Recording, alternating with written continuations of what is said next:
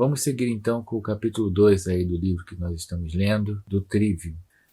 E é um capítulo que é bem interessante porque mostra todo o ponto de vista da autora a respeito do que é a linguagem. Antes de mais nada, o que é a linguagem?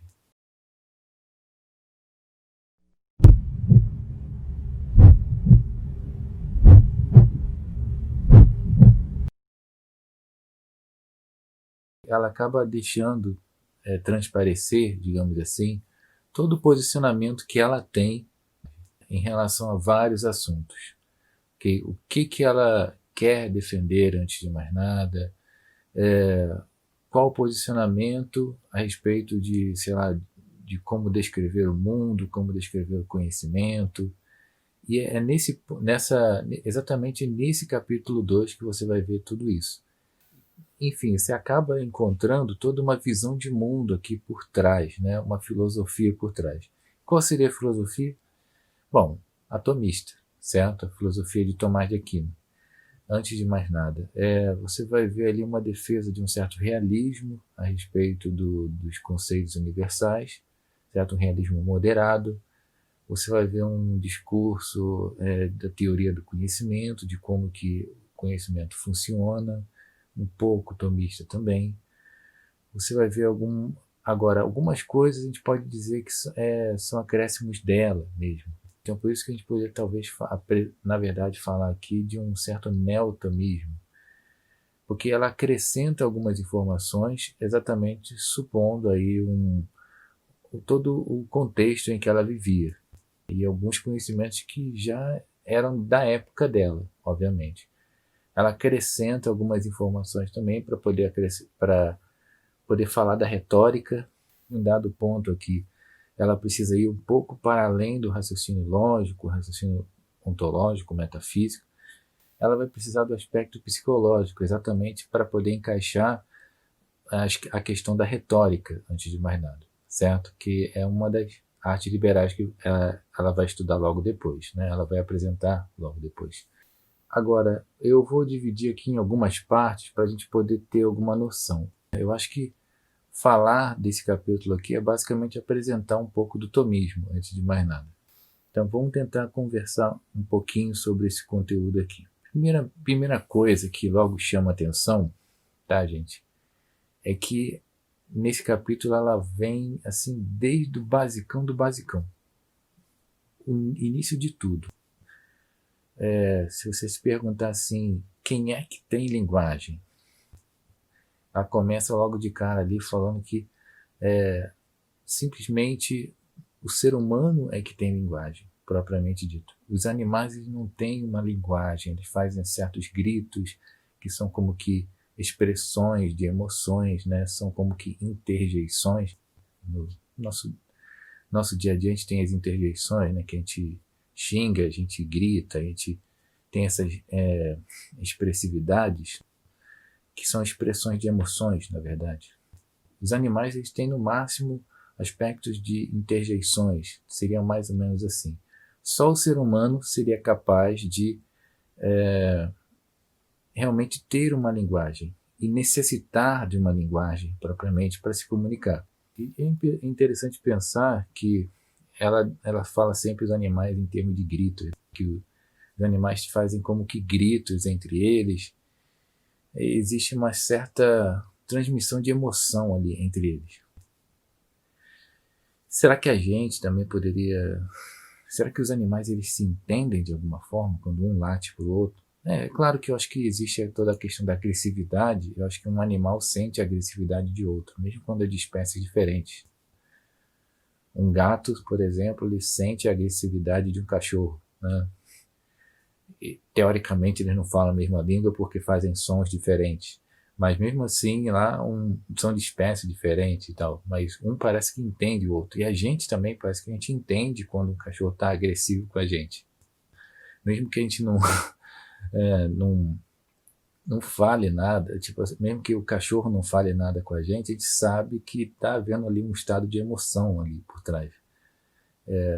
Assim também, até mesmo entre nós, seres humanos, a gente sabe quando está tendo um estado de emoção, quando não está tendo, certo? Então, O aspecto da linguagem não verbal aqui será que a gente poderia dizer que há um âmbito aqui de uma linguagem entre, digamos assim, não uma linguagem, né? Obviamente não é linguagem, porque a própria autora vai descrever que somente seres humanos expressam seus pensamentos, usam, né, de sons, de linguagem para expressar o seu pensamento.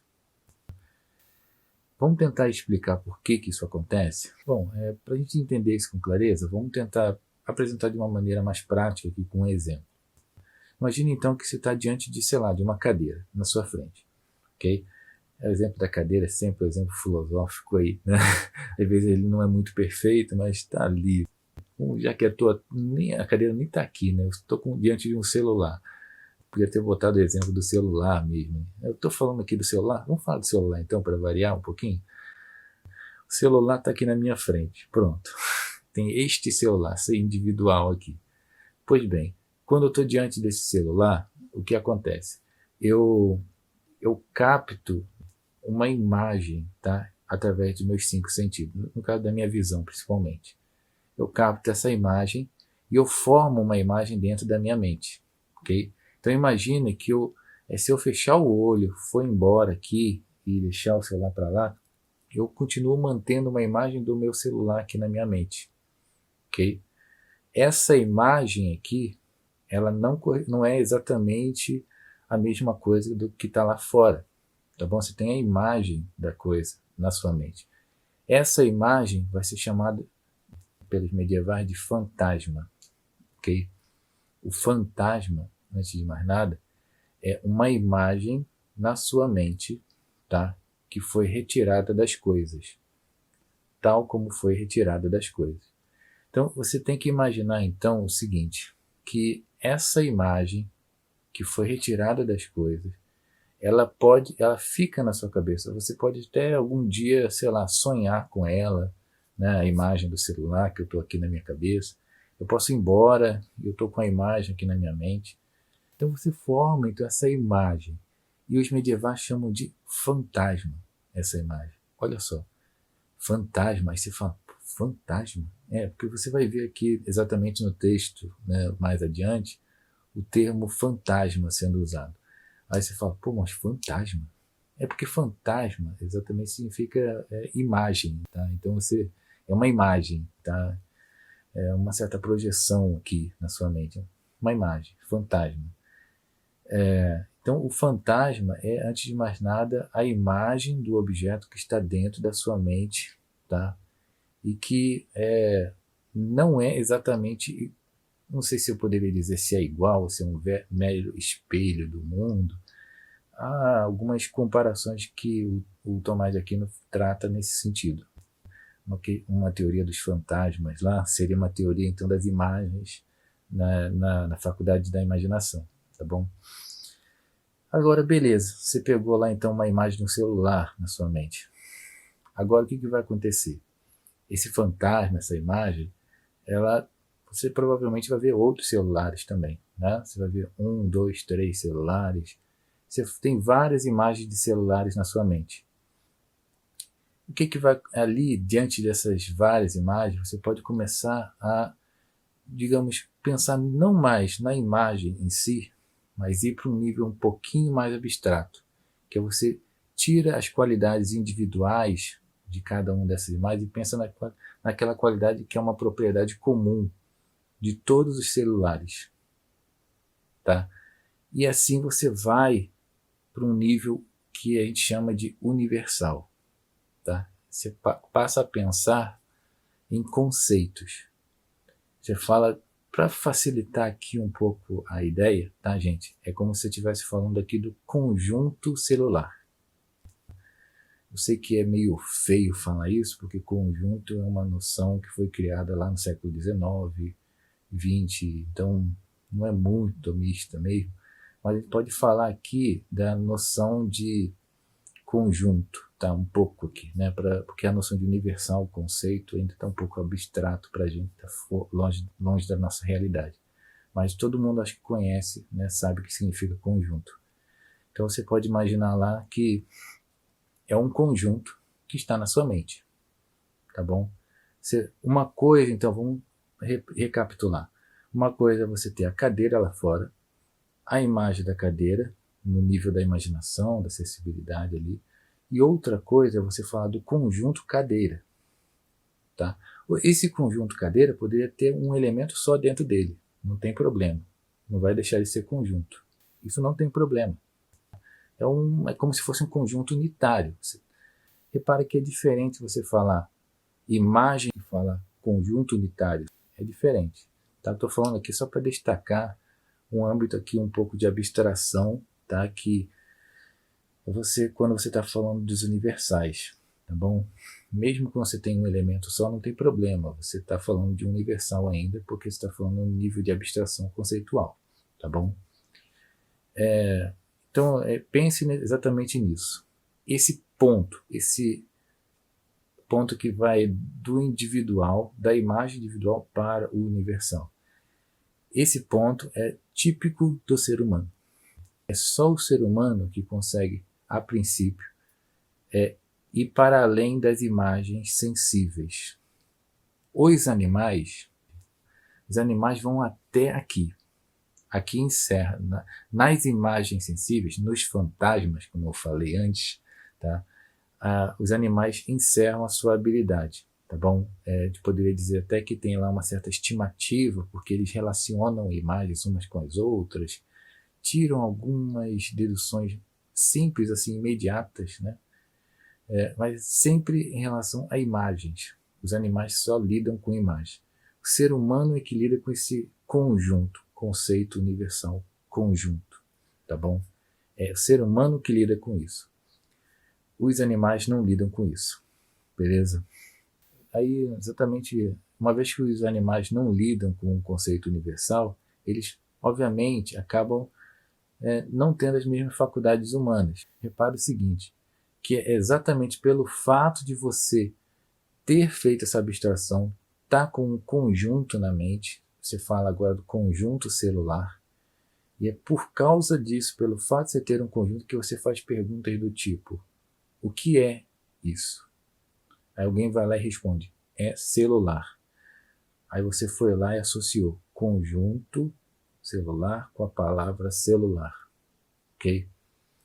Então, nesse aspecto que você começa a falar então aqui de uma coisa que foi batizada imediatamente ali. Talvez você tenha criado a palavra, não sei, vamos supor que você criou a palavra celular, você não aprendeu de alguém, né? Estou falando aqui a hipótese de ter aprendido de alguém. Mas você criou, você viu lá o celular pela primeira vez, você criou uma palavra para se referir àquilo.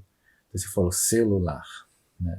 Aí você criou um som para poder se referir àquilo ali. Repare, você fala de um tipo de coisa, que é o tipo que se refere a uma espécie de conjunto, tá? O celular, aquela coisa ali.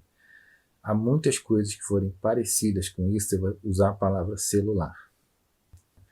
Por isso que é entendido como um universal. O conceito, né, o conjunto na mente, ele é universal porque ele aponta para vários indivíduos na realidade. Há vários celulares lá fora. Você pode adquirir várias imagens, vários fantasmas diferentes, tá? Mas há como que uma abstração que você fez e você passa a falar do conjunto, onde você acrescenta cada uma daquelas imagens que você recebeu. Dá para entender aqui a questão? Não sei se isso fica claro para vocês, tá, gente? Qualquer dúvida, depois vocês tirem aí comigo, que eu estou à vontade aí para esses questionamentos. Entenda o seguinte, que você tem então esse conceito que é o quê? Universal, aponta para vários indivíduos. E teoricamente, tá? Teoricamente, aponta para infinitos indivíduos, tá? Porque é infinitos, o conjunto celular não tem um determinado limite. Repara a questão aqui. Você pode apontar para todos os celulares existentes no mundo. Com o conjunto celular na sua mente, a palavra celular, que você deu até um nome, palavra celular, com essa palavra você pode se referir a qualquer celular no universo. Não só no mundo, mas no universo. Veja como ele é uma ideia de um universal. Essa que é a questão aqui por trás, tá bom? Eu estou falando de uma maneira muito, sei lá, muito simplista aqui, mas é só para a gente ter uma ideia um pouco do que é esse conjunto aqui na nossa mente, tá bom? Ele já está no nível intelectual. A imagem estava no nível imagético, sensitivo ainda, dos sentidos internos, tá bom? Agora, a imagem, né, o fantasma que eu falei, agora, o conceito está no nível universal do intelecto. Somente o intelecto que realiza um processo chamado de abstração. Essa palavra abstração significa exatamente retirar as qualidades individuais, tá? É quando o intelecto, ao olhar, digamos, o intelecto está lá, o intelecto está aqui, a imagem, a imaginação está aqui. O intelecto vai lá dar uma olhadinha lá, tem um acesso à imaginação e percebe, a imaginação tem algumas figuras novas, diferentes. Eu vou retirar as qualidades individuais dessas figuras individuais, dessas imagens individuais, desses fantasmas, e vou abstrair, passar a pensar no conjunto que abarca todas essas imagens aqui.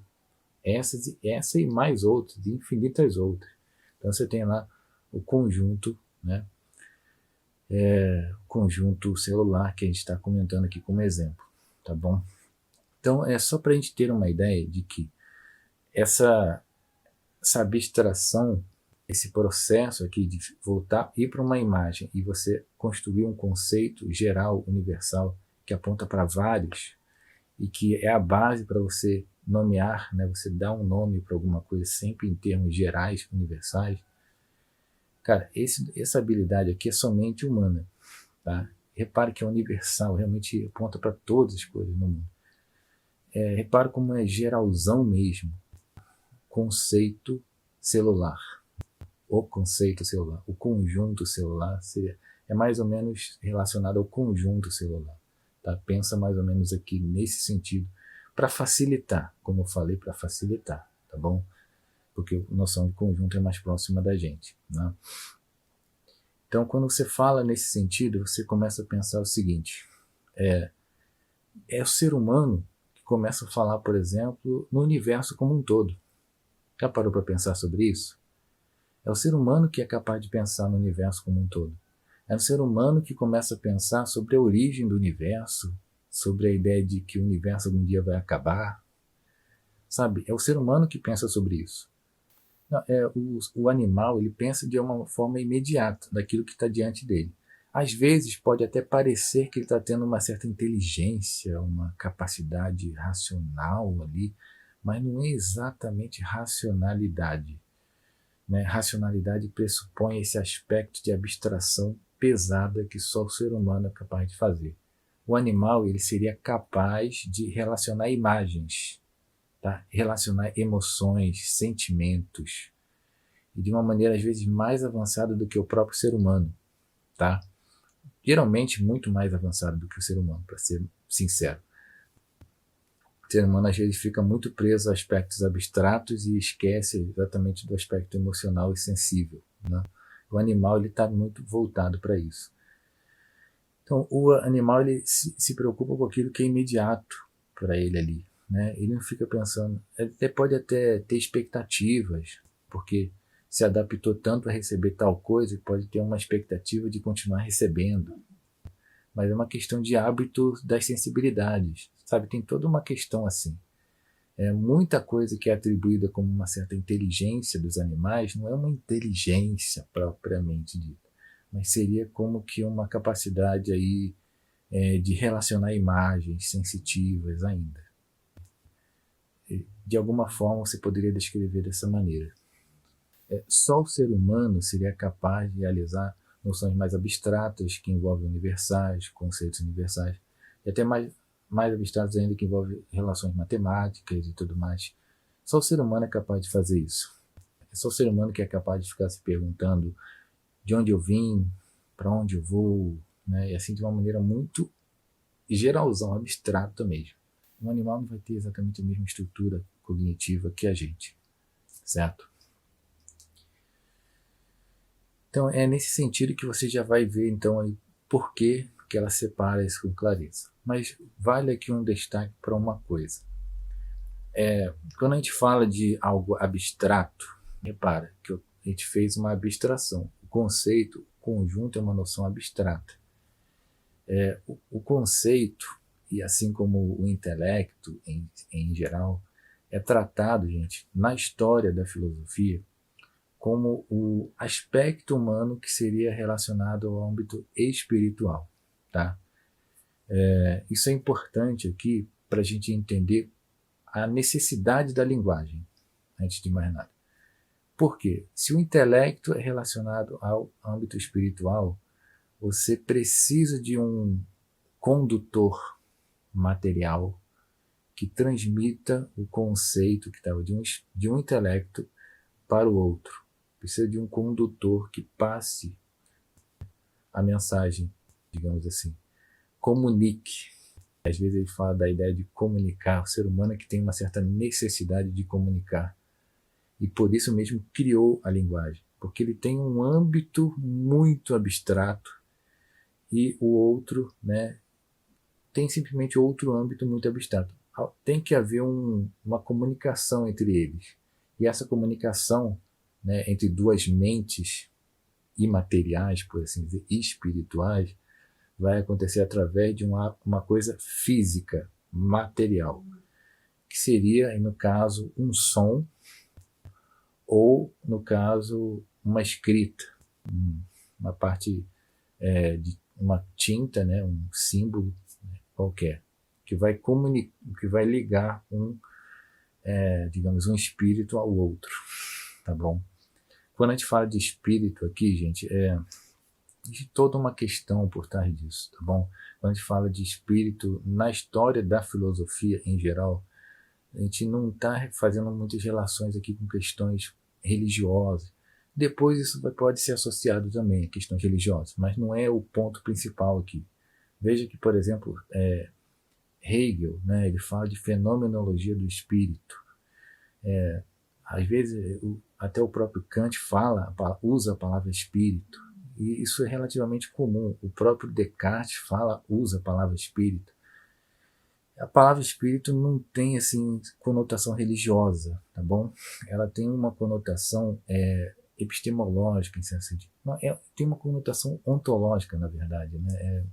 É uma teoria de ordem metafísica.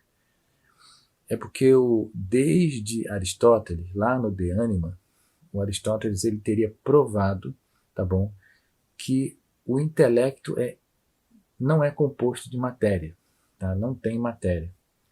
Ele não está no cérebro, né? Essa é uma noção interessante aqui. O intelecto não é descrito em termos de neurônios cerebrais aqui, tá? Coisas de dentro do meu cérebro, não. Para os antigos, até recentemente ali, tá, os modernos, poderia dizer, o aspecto do intelecto sempre foi visto como uma coisa à parte, tá bom? Que não se reduz a cérebro, a nada físico corpóreo, tá bom? O Aristóteles é bem específico em relação a isso. Ele realmente reforça isso no De Anima, falando que, de fato, o intelecto digamos assim, imaterial por ele mesmo. Tá? E é aí que vai estar exatamente a deixa, né, para todos os religiosos. Tá bom? Porque você identificou uma coisa que não é material, não é corpórea. Agora você pode falar de aspectos que não são materiais. Aí você pode falar de anjo, pode falar de Deus, exatamente como intelectos. Né? Assim como existe o meu intelecto humano aqui, que é imaterial, que é o meu espírito e tal, você pode começar a falar de anjos, que seriam intelectos separados da matéria, que nunca se uniram à matéria. Você pode falar de Deus, né, como um intelecto supremo, sabe? Repara, tudo porque a gente teve uma suposta evidência, entre aspas aqui, de alguma coisa que não é material. Ao longo da história a gente sempre teve isso, tá? Esse tipo de teoria. A gente pode continuar perguntando, e esses conceitos gerais, essas ideias gerais que a gente tem lá no intelecto? Será que a gente pode reduzir tudo ao cérebro? Não, a gente poderia fazer uma pergunta desse tipo. Você acha que consegue descrever tudo que está no intelecto em termos de tabela periódica? É que está. Um conceito, separar um conceito do outro em termos de elementos químicos. Porque a tabela periódica que eu estou falando, gente, é porque ela abarca tudo que é material, que a gente já conhece até hoje. Então pense aí, você consegue descrever o intelecto humano, a consciência, os aspectos assim mais abstratos da mente humana em termos puramente materiais? Você consegue fazer isso? Não é nada fácil, né? Então a gente começa a pensar o seguinte, que até para separar o bem, né, repara noções às vezes muito próximas que não são a mesma coisa, tipo separar o que é a diferença entre bem e bom, ou alguma coisa muito próxima, né, de benignidade e bom, né? Tipo assim, qual a diferença de uma coisa para outra? Noções puramente abstratas às vezes. Você consegue separar isso em termos de elementos químicos do cérebro, né? Em termos de potássio e sódio, daquelas bombas de potássio e de sódio que envolvem o sistema nervoso? Você não consegue fazer uma descrição muito precisa disso. Parece que tem sempre alguma coisa que está escapando, indo para fora aqui. São muitas as teorias por trás disso, né, gente? Tanto que isso vai levar exatamente a filosofia da mente a ter uma série de problemas ali. Você vai ter uma série de discussões por trás disso, que vai levar exatamente qual é a relação entre consciência e cérebro, em termos mais contemporâneos, que a filosofia da mente é uma coisa contemporânea, tá, gente? Ainda existe, os filósofos da mente ainda estão debatendo sobre essa questão, como é que funciona, né, a mente humana, antes de mais nada. A consciência, ela se reduz totalmente ao cérebro?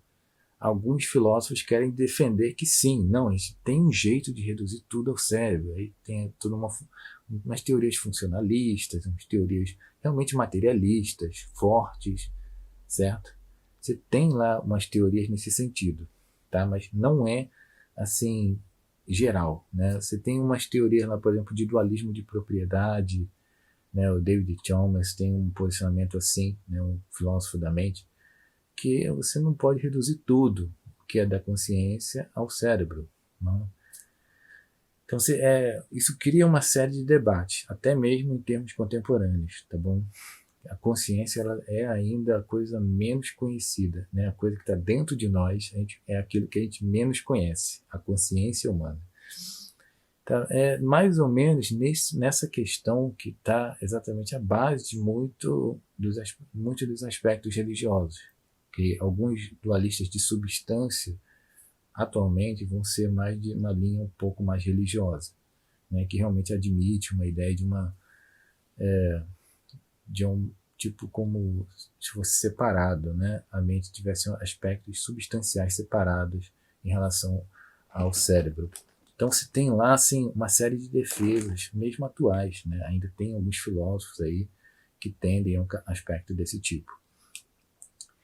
Isso tudo foi só para dizer por que às vezes ela fala muito da linguagem como um caminho, né, entre duas mentes. Tá? Ela está supondo que o intelecto humano, tá bom, ele é imaterial e possui e essas noções abstratas de conjunto que estão dentro da mente humana é imaterial também, e ele precisa, e por isso mesmo, tá, por ser imaterial, eles precisam de um meio material que vai ser a linguagem para se comunicar, tá bom?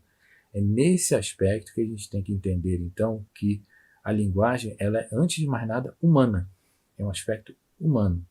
Não é um aspecto dos animais. Os animais não precisam da linguagem porque primeiro que eles não alcançam o nível abstrato dos universais. Já é um dos pressupostos aqui por trás do que eles estão falando, do que a autora está falando aqui. E o segundo aspecto é que nem há tanta necessidade, com os próprios gritos entre eles lá, eles já se comunicam. As emoções que eles têm, os sentimentos que eles têm, então, os gritos dos animais ali, né, do texto. Eles não precisam de linguagem, criar mesmo uma linguagem, às vezes convencionada, né? Porque precisa ser uma convenção razoável entre os dois intelectos, senão você não consegue transmitir a ideia corretamente. Mas você tem lá exatamente essa questão da linguagem. E é interessante observar que ela vai enfatizar, né, primeiro, a possibilidade de haver ambiguidade numa linguagem cotidiana, do dia a dia, e que há uma linguagem que pode ser mais científica, certo? Até mesmo quando a gente fala de idiomas, existe toda a convenção, né, de ter criado um idioma como o inglês, o português, o espanhol, que tem as suas variações e muitas vezes as pessoas não conseguem se entender.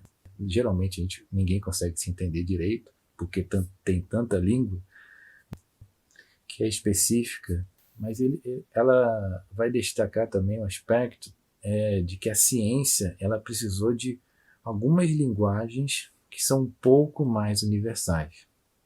Aí, nesse aspecto, ela vai citar o exemplo da matemática, né, que vai ter uma certa linguagem mais universal e que, independentemente do país, do local, ela vai estar mais aproximada, então, do âmbito espiritual. Tá? Veja aí o aspecto da questão. Mais próximo de descrever tal como é o pensamento mesmo da pessoa. E essa descrição que é menos ambígua, deixa menos margem para erros, ela transmite com mais segurança para outra pessoa um determinado conceito. Tá? Então, existe a questão da linguagem científica, de ordem lógico-matemática, que favorece, né, essa transmissão de uma forma precisa. Ela vai apontar, né, também para o uso de algumas línguas mortas, como o latim, por exemplo, como base, né, para a transmissão de uma maneira segura daquilo que é falado por um espírito, daquilo que é pensado por um espírito, para outra pessoa. Tá? Então você tem lá a ideia de o latim, né, no caso, né, quando você tem lá os termos técnicos da área, geralmente para descrever as espécies, né, na biologia, você tem lá o gênero, a espécie, né, você usa termos latinos porque tira a ambiguidade. O latim, uma vez que ele não é uma língua que está viva, que está, digamos assim, em constante modificação, o latim ele tem uma facilidade maior, né, de expressar as ideias mais próximas lá dos aspectos conceituais mesmo, certo? Do espírito humano, por assim dizer, né, do intelecto humano, lembrando aqui. Então você tem essa possibilidade de transferir o conceito de uma maneira melhor, mais segura. Essa foi uma das desculpas, por exemplo, para a Igreja Católica sustentar missas em latim por muito tempo. Tá? Era uma defesa de que, quando eu usasse o latim, eu estava usando uma língua morta, que ninguém usa no dia a dia, e, portanto, eu não tenho menos chance de ser ambígua, menos chance de haver erros na transmissão correta da mensagem. É mais ou menos essa a ideia por trás do uso do latim na antiguidade. Na antiguidade não, agora, né, no século passado, aí, ainda as pessoas usavam latim nas missas e tal. Então, só para você ver então como é que funciona aqui o pensamento dela a respeito da linguagem, tá bom? Sim, tem toda uma teoria do conhecimento por trás de como que a gente processa a informação. Você acaba tendo aí então um pensamento de ordem tomista de como o ser humano adquire conhecimentos no dia a dia, como as pessoas adquirem informações novas. Ponto. Tá? É mais ou menos assim. Descrevendo as faculdades mentais. E um outro ponto também, gente, então esse foi o ponto da epistemologia, da teoria do conhecimento, certo? Agora, há um outro aspecto também importante nesse capítulo, que é o realismo moderado a respeito dos universais. Para eu explicar bem a respeito do que se refere isso, é importante comentar o seguinte. No pensamento medieval, na filosofia medieval, você tinha pelo menos 3 teorias de como você deve tratar esses conceitos, esses conjuntos, entre aspas, na minha mente. Você tinha 3 teorias principais. Uma era o realismo, a segunda era o conceitualismo e a terceira era o nominalismo. O realismo defendia que os conceitos que estão na minha mente apontam para propriedades comuns lá fora. Tá? Esse é um realismo que a gente chama, na verdade, de realismo moderado, porque você tem um realismo mais forte e ingênuo que diz o seguinte, que os conceitos na minha mente, universais, têm uma realidade independente da minha mente, lá fora, por si mesmos. Então entenda, o conceito aqui existiria lá fora. Existe o realismo ingênuo, que seria um posicionamento muito radical, tá? Que nenhum medieval em sã consciência vai defender. Vai atacar com todas as forças possíveis. Esse realismo ingênuo de que existe a ideia lá por si mesmo. Geralmente esse pensamento é associado a Platão, tá? Aquela teoria das ideias, né? De que o conceito na minha mente aponta para uma ideia que existe por si mesma lá fora e independentemente de mim. Ela existe lá no mundo das ideias, sabe? Esse é o pensamento platônico. Todas as coisas no mundo ao nosso redor participam dessa ideia. Não sei se você já estudou isso na parte de filosofia, mas não vou poder prolongar muito nisso, né? Mas só para você ter uma ideia. Isso é chamado de realismo ingênuo, esse pensamento platônico. Depois vai ter um pensamento aristotélico, que é o que o Tomás de Aquino vai seguir, que essa autora vai seguir, que é de um certo realismo moderado, ok?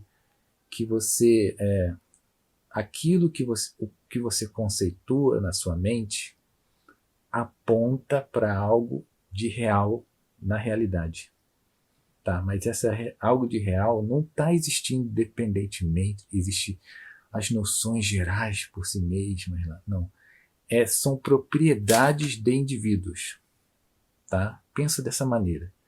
Quando eu falo, por exemplo, o conjunto homem, é porque existe uma propriedade nos indivíduos chamada de humanidade, né, por assim dizer, uma propriedade que é compartilhada por vários indivíduos, né, por mim, por você, por várias pessoas.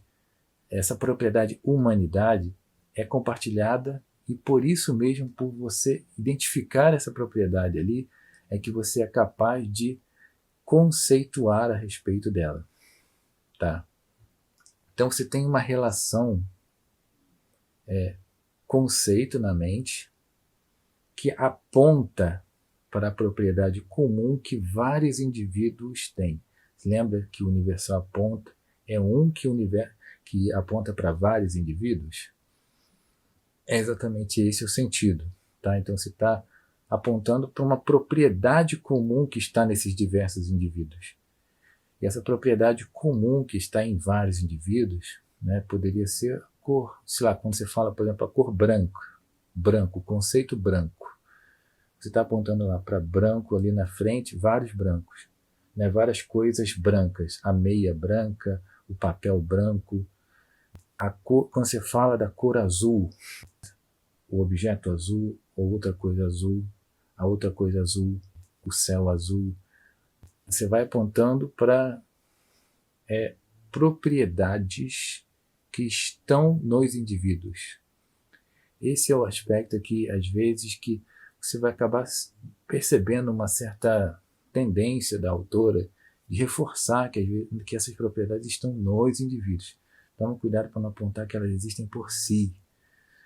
Tá? Porque se você falar que elas existem por si, você vai cair no pensamento ingênuo, platônico lá.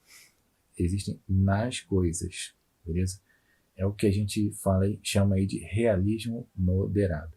É o pensamento que a autora segue antes de mais nada, tá? Aí você fala, poxa, esse pensamento é o pensamento absoluto, todo mundo defende isso.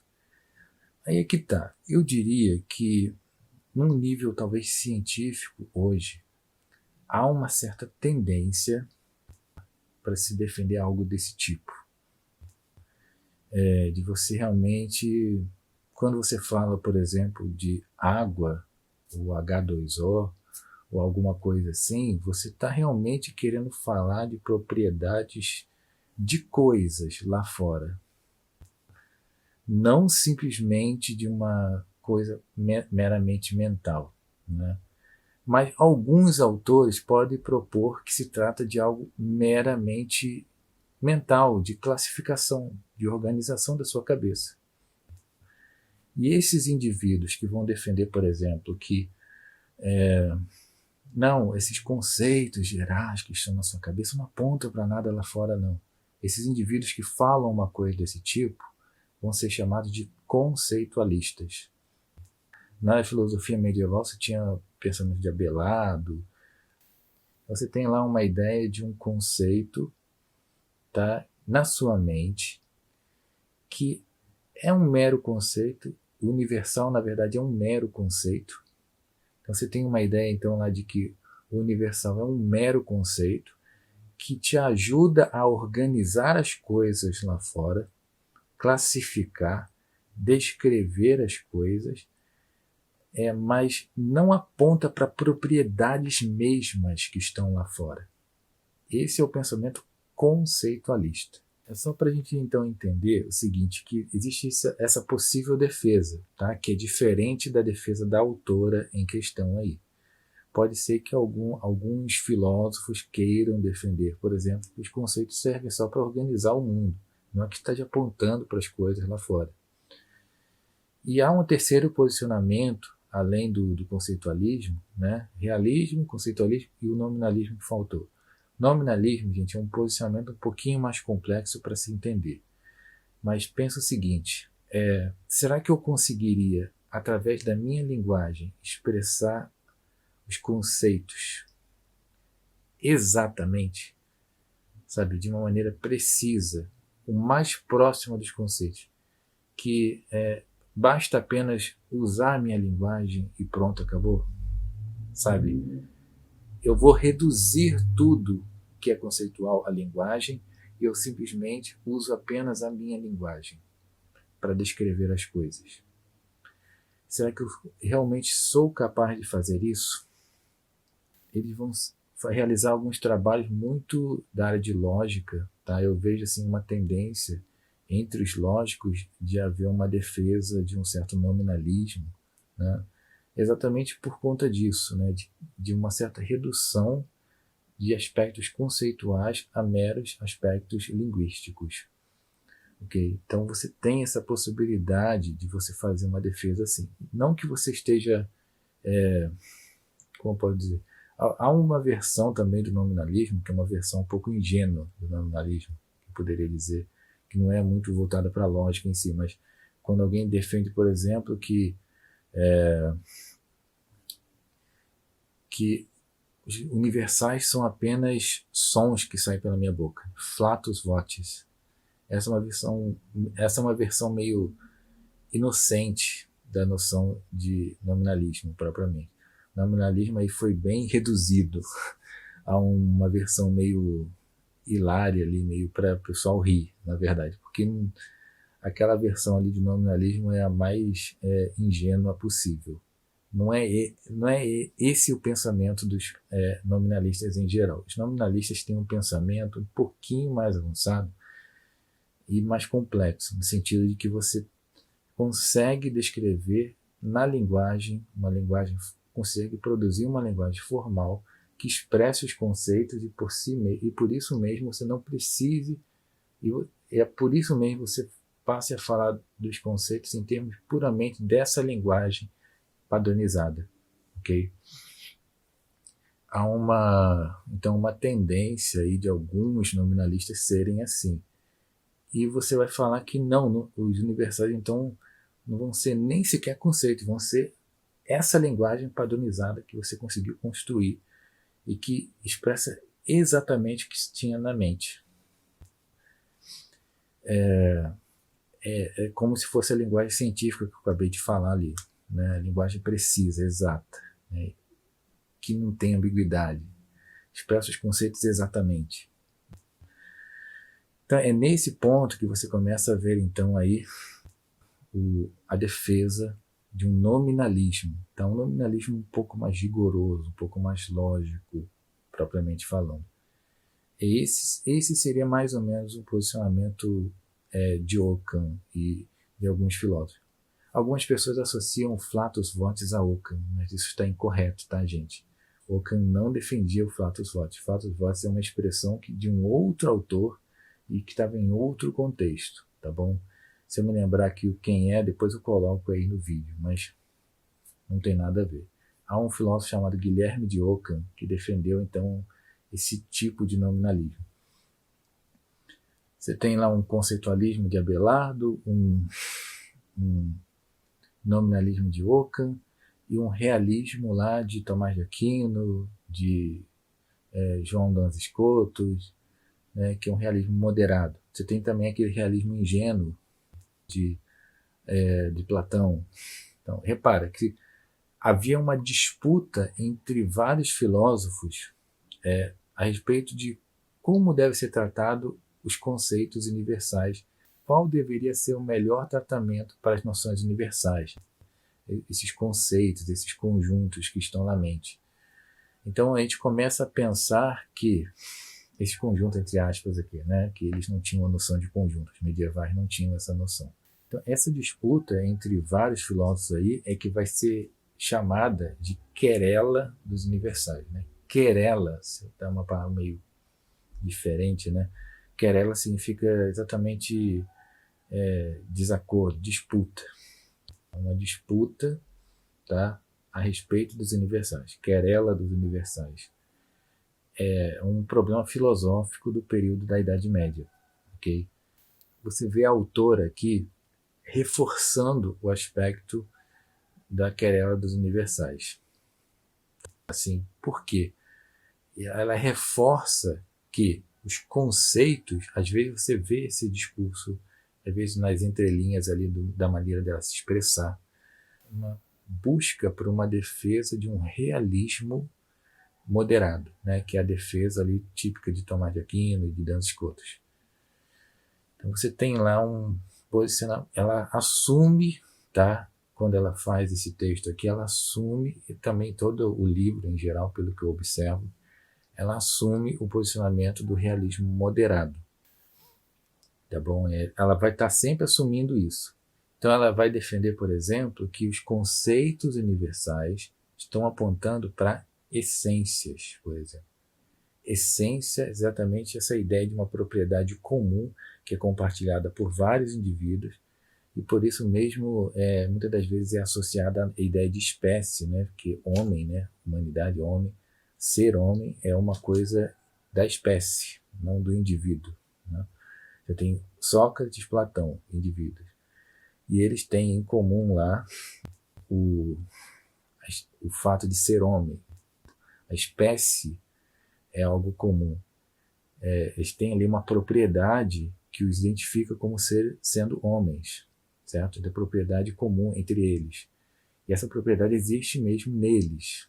Tá? É nesse sentido que a gente tem aqui.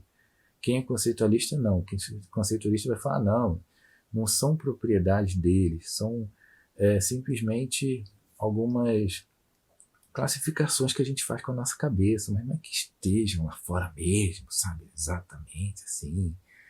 Né? Então, mas quando você considera uma certa realidade para essas propriedades comuns, você está caindo num certo realismo moderado. Universais a gente atribui mais ao conceito na mente. Comuns a gente fala do que é distribuído lá fora em vários indivíduos. Tá? A gente fala comum lá fora, universal aqui dentro, tá? No conceito. O conceito é universal, a propriedade lá fora é comum. Tá bom? A gente tem então essas descrições, e às vezes ela apela muito, às vezes apela com uma certa frequência. Não, o conceito aqui fora está apontando para o objeto lá fora. Uma coisa que existe nos indivíduos. A essência está na realidade. É uma propriedade das coisas. Até para a gente entender um pouquinho melhor isso, né, a respeito do que é essência, A gente precisaria entrar nas próprias noções metafísicas por trás ali, que não são nada fáceis de se expressar aqui, mas nada impede a gente tentar. Vamos ver se eu consigo aqui expressar da melhor forma possível, de uma maneira um pouco mais geral. Quando ela começa a falar de essência ali, então você pensa o seguinte, para facilitar muito, tá bom? Estou facilitando pra caramba aqui. Pensa em essência como potência para ser, tá bom? Você fala então de uma possibilidade para ser, é simplesmente a essência, aquilo que faz com que a coisa seja o que ela é. É a possibilidade para ele ser alguma coisa. É o fato de ter alguma possibilidade para ele ser homem que o faz ser homem. É aquilo que faz com que ele seja o homem. É aquilo que faz com que ele seja homem. É a possibilidade para ser homem. Então, possibilidade para ser homem é potência para o esse. Esse em latim significa ser. Daí você tem essência, tá? A palavra essência aí. Quando você fala inteligência, terminação ência aí, é uma potência para inteligir. É a inteligência. Evanescência, né? Você tem uma ideia de Evanescence, aquela banda lá de... aquela banda emo lá de rock, Evanescence. Evanescência, quer dizer, é a potência para se esvair, né? É alguma coisa assim, para se desaparecer. Então você tem a ideia então de alguma coisa, quando você termina em ciência, aí você tem uma ideia de uma potência para alguma coisa. Ciência, né? Você tem a potência para o sire, em latim, que é saber. Então você tem exatamente quando a gente fala de essência, é potência para o esse, que é o ser, tá bom? Quando você falar então de humanidade, você está falando da potência para ser homem. É nesse sentido que você vai ver então aí uma questão assim de, como posso dizer, um realismo muito forte. Né? Está atribuindo propriedades essenciais lá fora, e isso é típico, tá, de um pensamento tomista mesmo, tá bom? Quando eu falo, por exemplo, então, que eu tenho o quê? Uma linguagem, eu tenho um certo tripé, né? Antes de mais nada, eu tenho a linguagem, que é aquela palavra que eu uso para expressar um conceito, ok? Esse conceito, por sua vez, ele foi retirado lá de todo aquele processo de abstração que aconteceu, né? Mas ele tem lá um certo vínculo com o objeto lá fora, que é a própria propriedade das coisas. Aquele processo mesmo de abstração que eu já comentei com vocês, é como se fosse como que um processo de análise da própria descrição da coisa na minha frente. Eu partiu da sensação, mas eu fui analisando e descrevendo mais minuciosamente até alcançar a essência naquele processo máximo lá da abstração. Tá? Eu alcancei algo da coisa mesmo, quando eu fiz todo esse processo de abstração. Tá? Então, estou falando da essência ali fora, beleza? Você está como que dissecando a coisa, né? Essa seria talvez a palavra correta aqui. Quando você está falando ali de todo aquele desenvolvimento que você realizou um processo de abstração, realizou quase como que uma dissecação da coisa ali, só que através lá das imagens que você tem, dos fantasmas que você tem dentro de você, ok? É nesse mesmo aspecto que você então entende que você está realmente tendo como que um apontamento para a essência lá fora, universal, tá?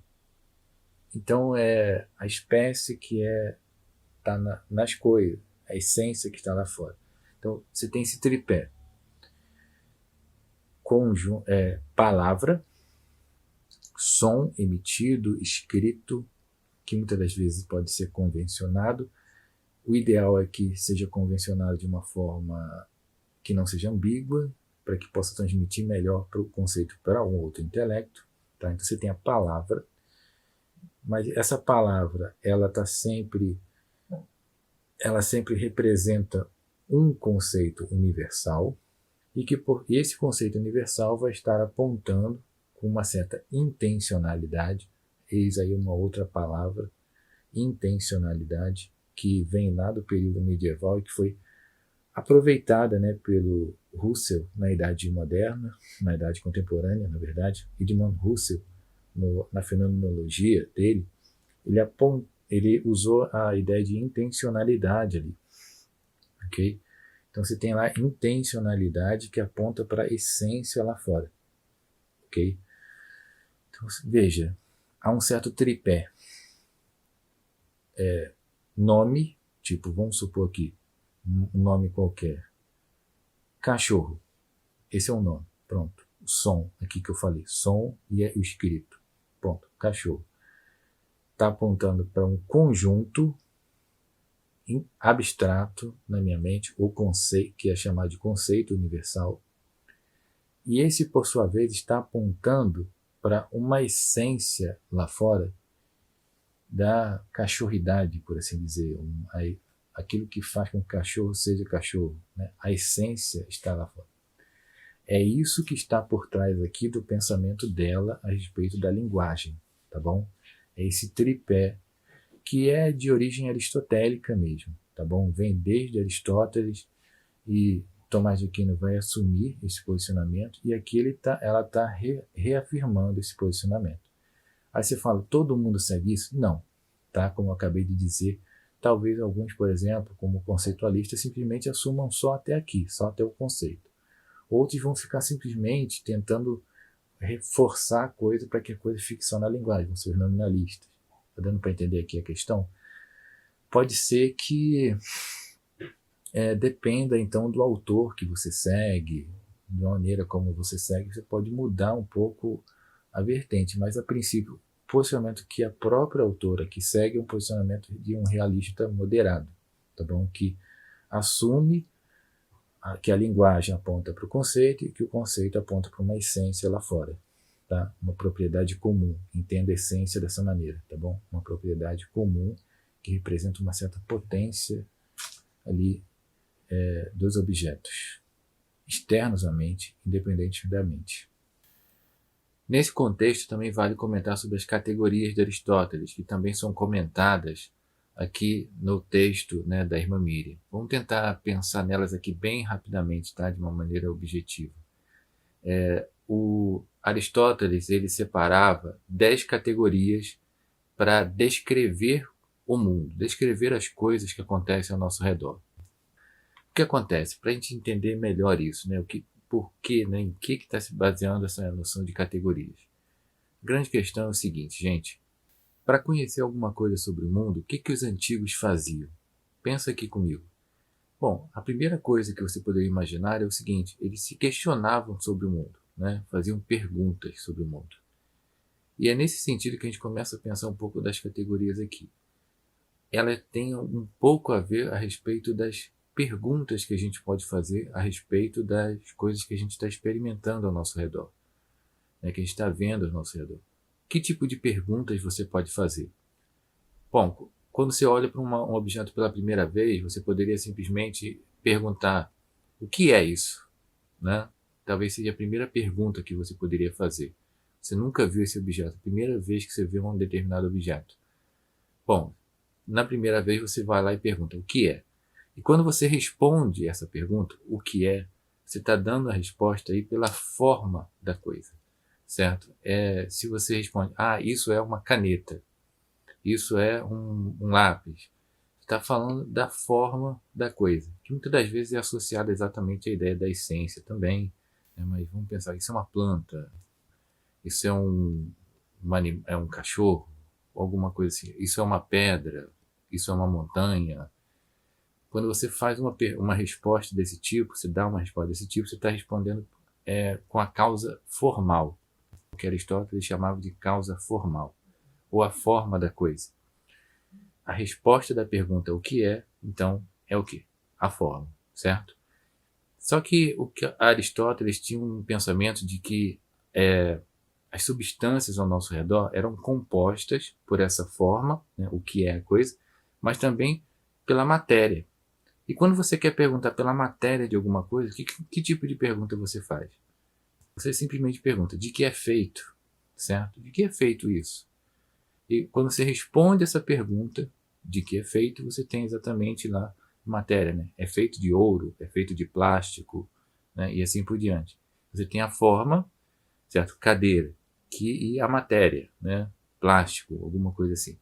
Então você começa a pensar exatamente que perguntas mais básicas são exatamente essas duas.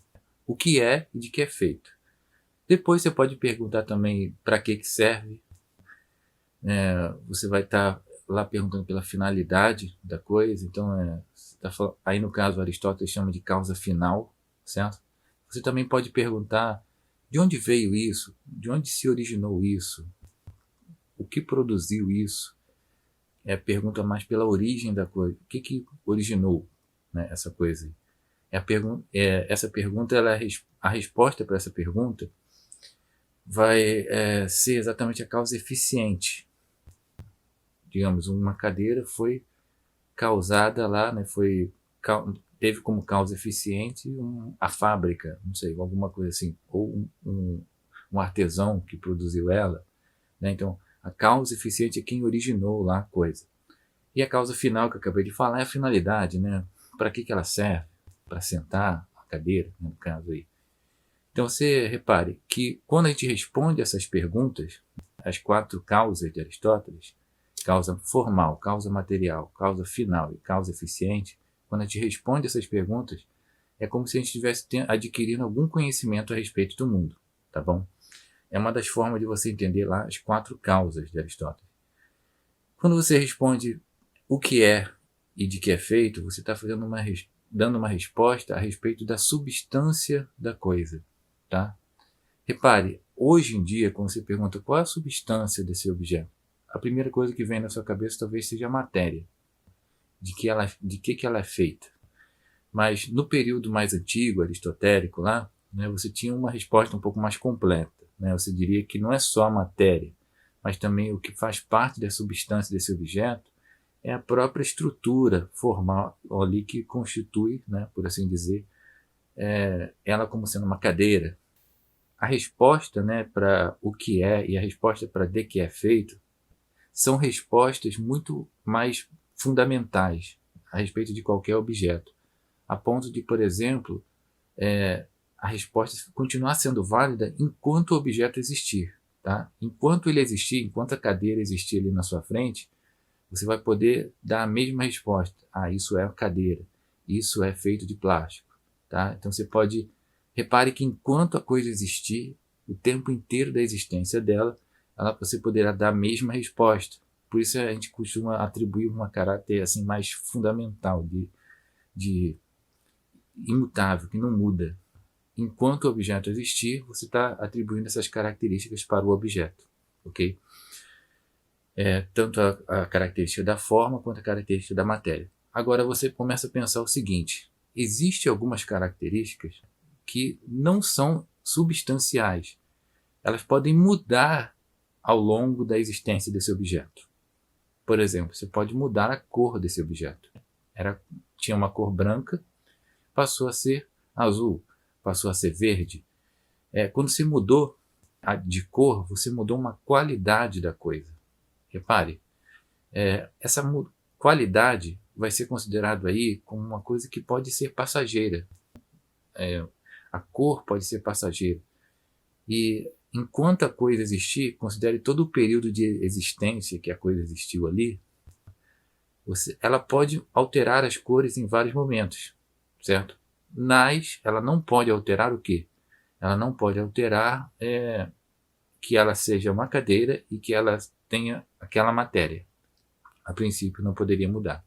Está dando para entender aqui a questão? Repare então que você começa a ter algumas qualidades que a gente vai chamar de acidentais.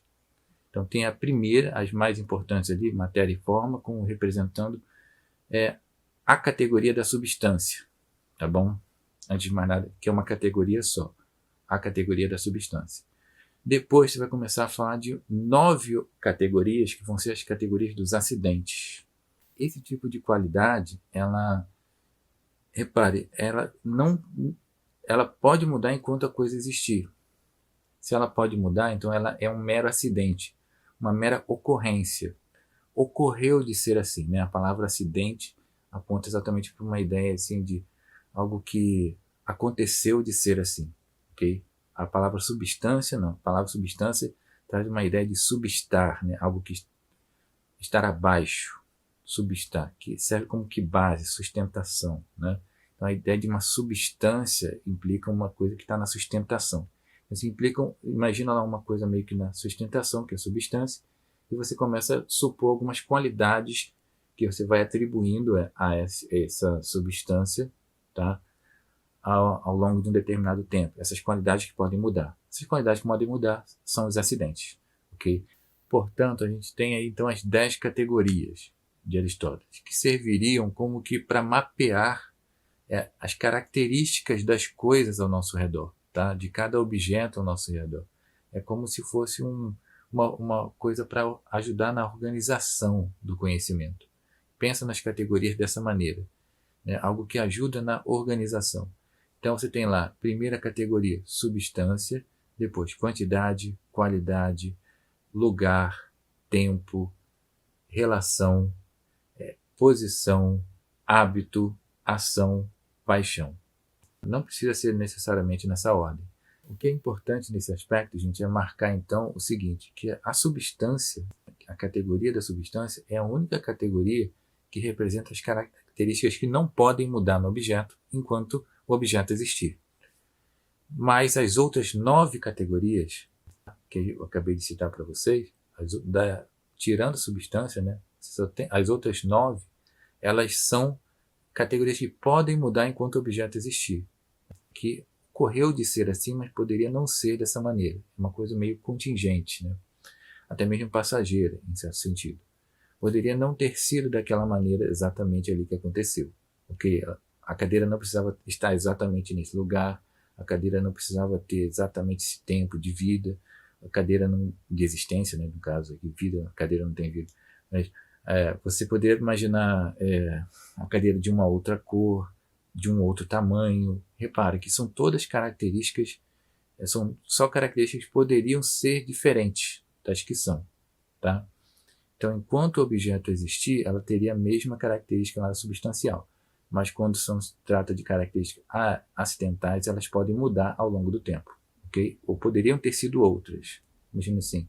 E se fosse outra, né? Você poderia até imaginar outras características para aquele objeto ali na sua frente, ok? Então, observe então o trabalho que o Aristóteles, né, lá na Idade Antiga, fez com as categorias. Ele simplesmente organizou o conhecimento humano.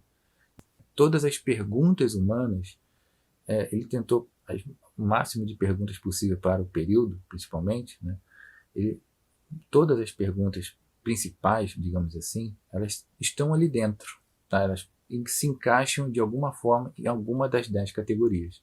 Esse foi o trabalho, né, do Aristóteles. E na medida que você responde essas perguntas, a resposta por essas perguntas vai se encaixar em alguma dessas categorias, em alguma dessas 10 categorias.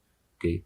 Aí o trabalho de você analisar em qual aí você tem aquele trabalho, obviamente, de você identificar em qual categoria você encaixaria a resposta, antes de mais nada. Ok? Repare que, a princípio, essas respostas muitas das vezes são características até mesmo gerais, universais, né? Tipo, a cor é azul, né? Azul está em vários objetos. O tamanho tal também existe em vários objetos. O local ali poderia ter sido ocupado por vários objetos, em tempos diferentes a princípio, né?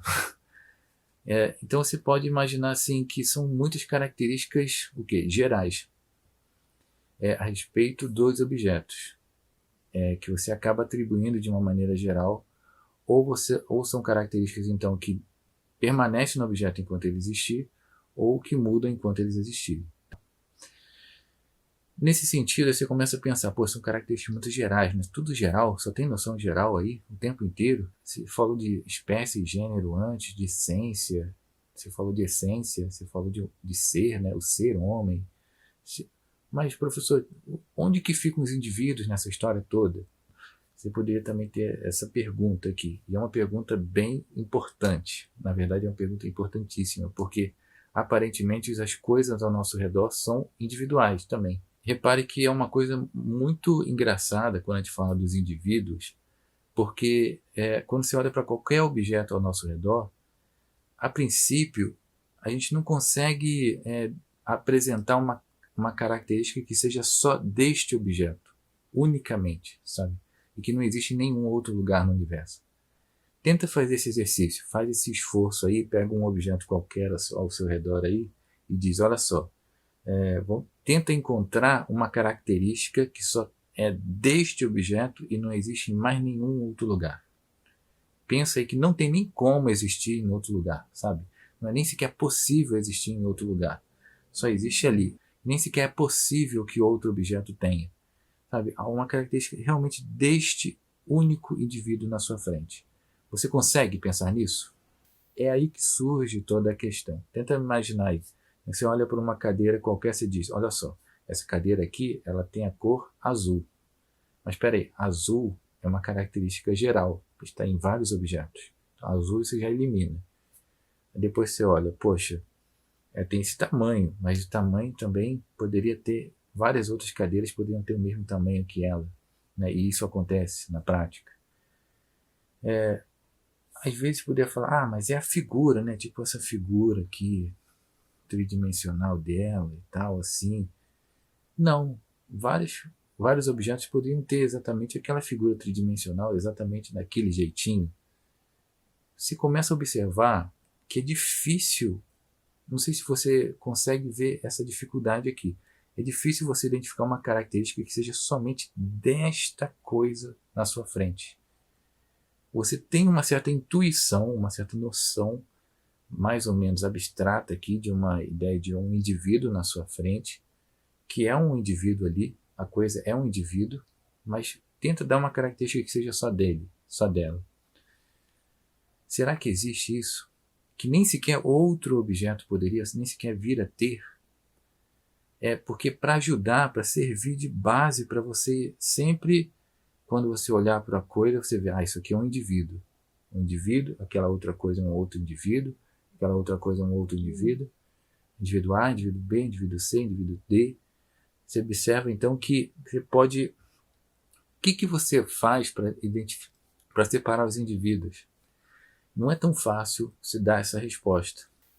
Esta cadeira, repare que o recurso linguístico que eu usei para apontar para o individual é o quê?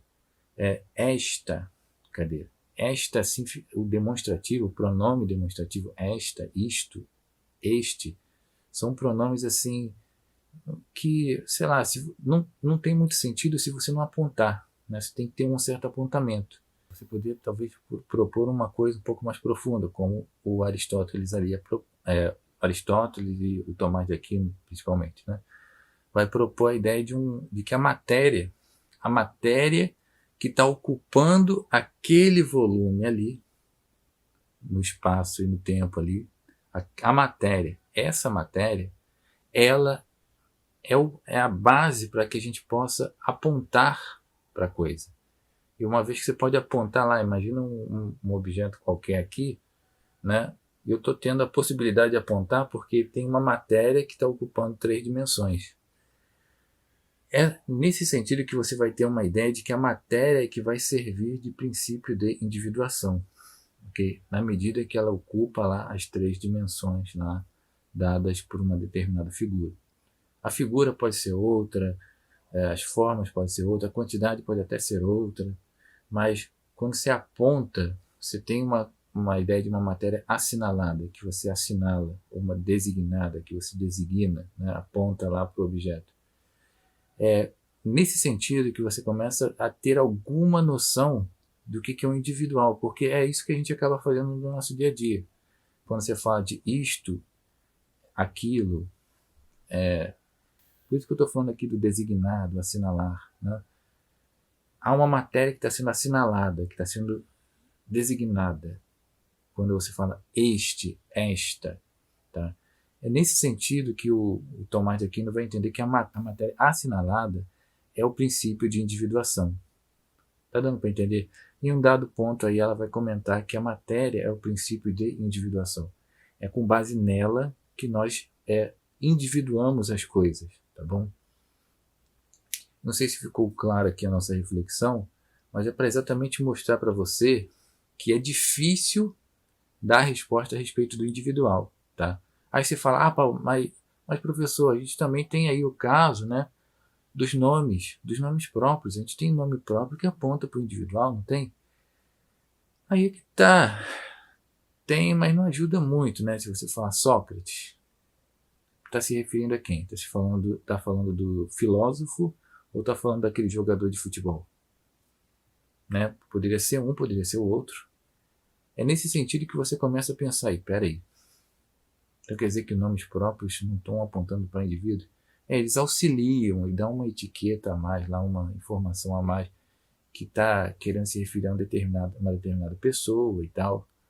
Mas a questão é que não ajuda numa precisão que a gente quer da ciência, para servir de princípio, para que sempre quando a gente olhar para aquilo ali vai servir de base para a gente falar dos indivíduos, né? Então, nomes próprios acabam não sendo apontando muito para indivíduos. Então, às vezes, descrições definidas podem, quanto maior a descrição definida, melhor, né? Mas aí você vai ter que fazer uma descrição infinita, às vezes, né? Para você ter tantas características para exatamente apontar para o indivíduo. Você vê, então, que não é fácil, tá, descrever o indivíduo. A única forma que a gente tem para apontar para os indivíduos é exatamente uma certa assinalação, designação, que a gente faz lá como que apontando para o conteúdo, né, para a matéria que está naquela figura 3D ali na sua frente, tá? Em 3 dimensões. Tem o conteúdo a matéria ali, se aponta. A matéria é assinalando, você está assinalando. Nesse sentido é que você tem alguma noção de individual. Então a gente tem essa ideia. Veja, a nossa linguagem como é que ela é. É difícil apontar para indivíduos. Geralmente, quando a gente aponta para qualquer coisa, quando a gente fala de coisas, a gente fala de uma maneira relativamente geral, tá bom? Fazer um apontamento para indivíduos é realmente um problema tão grande que se tornou uma dificuldade na filosofia contemporânea, que precisou ser sanada lá com um pouquinho de lógica modal, né, com a ideia de mundos possíveis, designador rígido, sabe? Repara que é toda uma noção complexa que está por trás da ideia de individual, tá? Não é tão simples você apontar para o individual nas coisas. Isso aí é só para a gente observar por que também aí, olha o ponto importante aqui, por que a linguagem ela é muito mais humana do que animal. Veja, o ser humano é que pensa em termos de universais, conceitos gerais, tá? E se você, na maior parte da linguagem, você só lida com palavras que geralmente indicam exatamente isso, conceitos gerais, tipo cadeira é uma noção geral. Para você individualizar, você teve que usar um demonstrativo e ainda por cima apontar com o dedo, dar uma assinalada lá, tipo uma designada, sabe? Você precisou fazer isso para você apontar para o indivíduo, para esta cadeira, sabe? Então, cadeira, por exemplo, ela é, então, geral. Todos os termos, quase todas as palavras que a gente usa no dia a dia, designam noções gerais. Então, nesse sentido que você começa a pensar, então, que a base mesmo da linguagem são conceitos gerais, universais, tá? E a gente se refere a indivíduos com muita dificuldade, tá? Com o uso de alguns artifícios aí de pronomes, ou no caso de nomes próprios que a gente meio que batizou, certo? A gente pensa que, sei lá, os nomes próprios poderiam não se repetir, mas quantas vezes a gente não vê lá um nome próprio que se repete, né? Até mesmo o nome todo da pessoa pode se repetir, né? Ainda mais quando é nome realmente comum, assim, do tipo José Souza da Silva, alguma coisa assim. Aí que vai repetir várias vezes, né? Tem vários José Souza da Silva no Brasil. Olha só o problema. Quando você fala José Souza da Silva, se refere a quem? Eis aí um grande problema, né? Nesse aspecto, gente, que a gente começa a pensar então o quê? A linguagem, ela é o quê? Universal, tá? Ela lida com noções universais. Ela está ali no nível de símbolos, tá? Ou de sons, né? Símbolos escritos ou sonoros, mas ela está sempre lidando com conceitos gerais, universais. E com uma certa dificuldade a gente aponta para individuais, né? Como eu acabei de falar. Uma vez que lida com universais, é só depois de um determinado processo de abstração que você consegue produzir uma linguagem, antes de mais nada. É por isso que só o ser humano é que tem uma linguagem propriamente dita. Os animais não teriam uma linguagem porque eles não realizam esse processo de abstração que eu já comentei antes aqui com vocês. É o que mostra que a gente, antes de mais nada, né, precisa da abstração para que a gente tenha linguagem. Por isso, somente o ser humano teria essa capacidade linguística propriamente dita. Tá? Os animais lidam com imagens individuais na sua frente. Sim, porque as imagens são individuais. Né? Você pegou essa cadeira, você tem uma imagem individual desta cadeira que você acabou de ver. Beleza. Só que aí tem aquela coisa, né? É uma coisa imediata. Em um dado momento, até a autora aponta, por exemplo, que digamos que as noções universais elas são mais claras para a gente, né? Exatamente por causa disso. A gente tem noções muito mais claras a respeito de noções gerais, quando a gente fala homem é animal racional. Repara como que a gente fala de uma coisa geral, né? Bem uma definição geral. Perceba que a gente tem essa facilidade maior para lidar com noções gerais. Agora, digamos que para você, às vezes, trazer algum esclarecimento melhor, às vezes, para tornar mais vívido, aí essa palavra que eu achei bem interessante da parte da autora, a palavra vívido, para tornar mais vívido aquele pensamento, o que ele faz? O que a autora faz? Ela cita lá a ideia de que a gente, às vezes, precisa citar exemplos práticos do dia a dia. Cita um exemplo aí, professor. Muitas das vezes o aluno ele faz exatamente esse pedido, porque a gente fica num nível tão abstrato que a gente não tem o exemplo lá muito individual. Então pensa aí que esse exemplo individual, tá? Ele é para tornar mais vívido o pensamento. Então, o individual ele pode ser mais vívido porque ele é mais sentido, né? Tá mais no nível das sensações, da experimentação. Então, o animal, por exemplo, ele tem coisas vívidas, sensíveis ali, mas ele não tem esclarecimento das coisas que ele tem como vívido. Então, a gente às vezes precisa articular um pouco desses dois âmbitos que nós temos, seres humanos temos. Ficar só nos níveis abstratos, que traz ali uma definição clara a respeito de muitas coisas, beleza. Mas aí a respeito do que eu estou falando, né? Você precisa às vezes citar um exemplo para tornar mais vívido um determinado pensamento, para dar uma imagem para o indivíduo, né? Para a pessoa com quem você está conversando lá. Você cita um exemplo e se torna mais vívido para ele. Aí ele, por sua vez, pode fazer a abstração e alcançar o mesmo conceito que eu tenho. Então repara, eu dei uma imagem para ele, através lá de exemplos mais práticos, ele pôde associar imagens na mente dele, e ele pôde levar para um nível mais universal. Então, eis a importância de citar exemplos. Okay? É uma coisa bem importante, bem útil, né, no nosso dia a dia, como professor em geral. Aí, mais ao final, a irmã Miriam, mais no final desse capítulo, ela vai falar um pouco sobre a questão do aspecto psicológico também da linguagem, relacionando com o aspecto lógico, porque não se falar, né, usar a linguagem não é só uma questão assim de descrever as coisas bem certinhas, existe também um aspecto de descrever emoções, passar uma certa emoção agradável para a pessoa que está ouvindo ali. Então, não é tão simples como simplesmente transmitir ideias e pronto, acabou. Tem alguns aspectos psicológicos que vão ser mais valorizados pela retórica, tá? Uma área da retórica. Por isso mesmo que ela precisa citar esses aspectos psicológicos lá no final.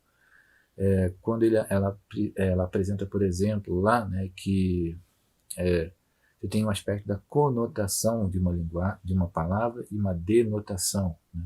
Você consegue entender a diferença entre uma coisa e outra? Aqui é um sentido que é comum para a gente. Denotação aponta, antes de mais nada, para o sentido literal dos termos, e é o sentido em que os cientistas, ou alguns filósofos mais analíticos, mais lógicos, valorizam bastante. Tá? Então tem esse sentido mais de denotação, porque ele quer transmitir o sentido da palavra exato, quer tentar transmitir o significado certinho. Quando ele fala lá de limpar os trilhos do metrô, ele está falando literalmente de limpar os trilhos do metrô, tá bom? Agora, quando você fala lá de conotação, é um pouco diferente. Denotação é isso, é lógico, é exato, está transmitindo um sentido exato da coisa. Agora, na conotação você tem um sentido um pouco diferente, né? Que é aquele sentido assim meio metafórico, meio de hipérbole, né? Aí no caso limpar os trilhos do metrô, obviamente que você não está pressupondo que você vai fazer exatamente isso, literalmente, né? Você está pressupondo lá que é uma expressividade para dar um ar mais de nossa, quanto que a pessoa ama a outra lá, que ela é capaz de limpar os trilhos do metrô, que não sei o que, né? Então é um sentido assim que traz uma emotividade por trás daquela expressão. Nesse aspecto da conotação é que você vai ver mais o lado psicológico da coisa, principalmente, né? Porque ali você vai ter uma série de questões, né? Porque você pode ter, por exemplo, as ambiguidades que acontecem na linguagem, que muitas das ambiguidades são até propositais, né? Que ela também vai trabalhar lá no final. Certas ambiguidades que são que o cara quis botar mesmo para produzir um certo efeito na pessoa, né? Você usa uma metáfora, você acaba usando lá exatamente uma hipérbole, como eu acabei de usar. Você faz, como é que eu posso dizer, um trocadilho, certo? Uma mensagem, então assim, uma ironia, você faz uma determinada ironia, um sarcasmo, sabe? São aspectos de quê? Aspectos psicológicos. Você repare que isso aí não é no âmbito científico da coisa. Você fica falando de uma maneira sarcástica, brincando, fazendo um trocadilho ali, no âmbito científico, tá? Você vai acabar sendo excluído da comunidade científica. Você tem que ser formal ali, exato, preciso no discurso. Trocadilho, metáfora, é jogado tudo para um nível de quê? De poesia, de sei lá, de uma palestra que a pessoa está dando, de entretenimento. Então assim, essas coisas essas coisas de conotação, elas estão sempre no nível lá do discurso, assim, meio que para entreter, ou para expressar sentimentos, expressar a emoção das pessoas, né? Atingir a emoção das pessoas, antes de mais nada. O outro, né, a denotação, ela serve, antes de mais nada, para ter um sentido científico exato da coisa, do discurso ali. É um trabalho acadêmico, a princípio deveria prezar, né, mais por isso. Aí você fala, a filosofia ela é sempre assim? Ela valoriza muito a denotação o tempo todo? Não exatamente. A gente vai ter alguns filósofos que vão valorizar um pouco exatamente o outro lado, porque eles querem botar o lado da sensibilidade, expor o lado da espontaneidade, da criatividade humana com muito mais força, né? Então, por isso eles usam muito o quê? De metáforas, de expressividades nesse sentido. Um filósofo nessa linha de pensamento seria o Nietzsche, né? Nietzsche ele tem um pensamento que é muito mais o quê? Conotativo, tá? Antes de mais nada, o discurso, o texto dele, você tem que ler ali com certo cuidado, muitas das vezes, para não atribuir um sentido literal em algumas coisas. Às vezes, a coisa que ele está querendo passar ali, sentido conotativo. Denotativo é mais para aqueles que são lógicos, matemáticos. Observe, então, que a gente tem lá esses usos, tá? que são mais psicológicos da linguagem, que ela vai fazer uma análise bem melhor depois. No final, ela faz algumas análises sobre ambiguidade, né? Uma ambiguidade histórica, uma coisa que a gente usa hoje pode não ser ter o mesmo sentido depois, tem esse problema da ambiguidade assim. Pode ser que você queira transmitir uma mensagem que você não consegue. Também tem ambiguidade assim, e aí que eu acho que é um ponto interessante, eu não vou entrar em muitos detalhes, mas ela faz lá toda uma ideia de 3 imposições e 2 intenções, ok? Eu não vou entrar em detalhes para explicar isso, mas antes de mais nada, se vocês quiserem, depois a gente pode comentar também, não tem problema. Mas a princípio, tá, o que é importante ali, que eu acho que é uma teoria assim, é uma coisa que acho que todo pesquisador precisa saber, é que existe uma diferença entre uso e menção da linguagem. Vamos colocar um exemplo para ficar mais prático, né? Você poderia dizer, por exemplo, lá que a casa é bonita, beleza? Você pode simplesmente colocar a casa é bonita, ou você pode usar uma outra frase do tipo: casa tem 4 letras. Como é que você realiza esse discurso? Casa tem 4 letras é o quê? Você está se referindo ao quê? Ao objeto lá fora? A uma casa? Não, você está se referindo à palavra. Tá? A palavra tem 4 letras. Você poderia simplesmente dizer: casa tem uma extensão, tem um campo semântico que abarca tais e tais coisas. Quando você fala então do campo semântico de casa, você está falando do quê? Da palavra, o significado da palavra, o conceito. Aí você está o quê? Fazendo, antes de mais nada, uma definição da palavra ali, esclarecendo o que a palavra é. Quando você está definindo o que é uma palavra e qual a extensão do significado de uma palavra, né, você está definindo, está descrevendo o que ela é. Geralmente o que você deve fazer é botar ela entre aspas, tá bom? É o sentido aí de menção, tá? Menção de uma palavra, que seria a segunda intenção de alguma coisa qualquer, que é o que ela está chamando aqui em certo sentido de segunda intenção. Você vai ter lá também um sentido de primeira intenção quando você está usando a palavra. Agora, quando você está usando a palavra mesmo, você já definiu a coisa, já esclareceu o que é essa palavra, e agora você já está usando ela já ao longo dos textos lá para apontar aquilo que você já tinha definido antes. Ali você já não bota mais entre aspas, tá bom, gente? Você só bota entre aspas naquele momento em que você fez a definição, porque você está falando da palavra, ou do conceito, do significado por trás da palavra. Ali você bota entre aspas. Parou de falar do significado da própria palavra em si, né? Casa tem 4 letras, casa tem tal extensão de significado, tá? Você tira essas aspas, parou de falar sobre isso, agora você tira as aspas, e você está passando a usar no dia a dia, você tira as aspas e passa a usar normalmente, ok? Toma cuidado com essa questão, que eu já vi muita gente confundindo, ou simplesmente não tendo essa boa compreensão a respeito do uso e menção. Acho que então é isso. Acho que as principais informações que a gente tem aqui, né, nesse capítulo envolve exatamente esses aspectos, que é muita coisa, parece, né? Eu acredito que em outros capítulos a gente vai poder ser mais objetivo.